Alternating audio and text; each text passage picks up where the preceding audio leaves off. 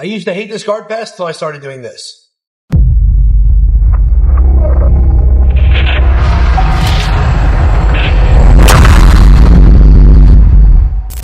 What's up, guys? So I've always loved to cut pass, but I would only ever cut pass with a deep underhook and my head on the near side. We'll do another video on that as I still love it, but it's a lot harder to get to.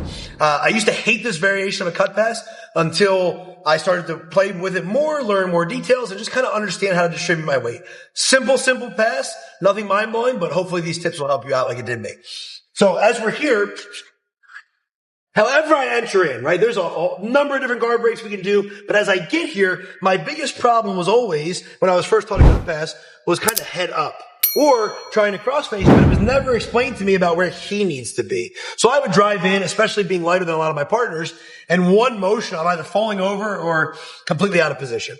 So the biggest thing that I've had to realize for myself is actually utilizing a crossface. He's going to be strong or he's going to wrestle up if his head is to the center line or beyond toward me.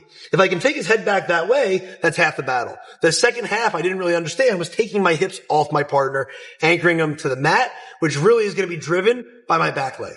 So as I'm here, we're going to do stuff on these frames and how to clear those frames and get chest to chest. But for now, I want to focus on if I am chest to chest. My knee's already through. I make this grip. I don't want to make the mistake of letting my butt leave my heels. The big thing for me, I think a lot of us do, is when we see this, I want to drive all my weight. We think shoulder pressure, we think I got to come forward. Now I'm super light.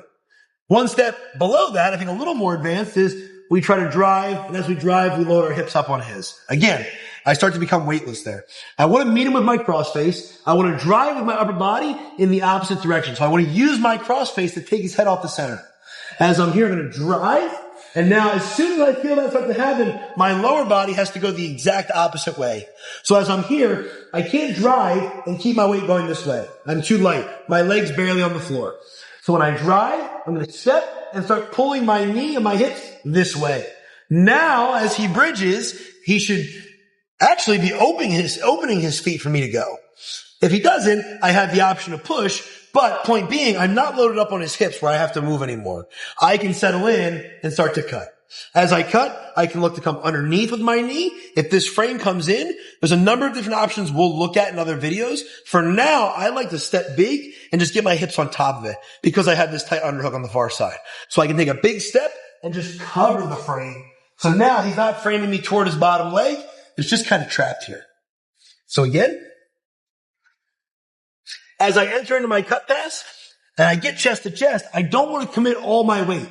I want my upper body going one way and my lower body going the other. That's going to be the pressure where it's hardest for him to off balance me or to move or to regard. So as I come in, I want to drive, take his head off center. As soon as I commit my upper body this way, my lower body has to go the opposite way. Here. My hips should be driving toward the floor. My foot is going to grab the mat for traction. I'm pulling my hips toward my foot as I drive my upper body the opposite way.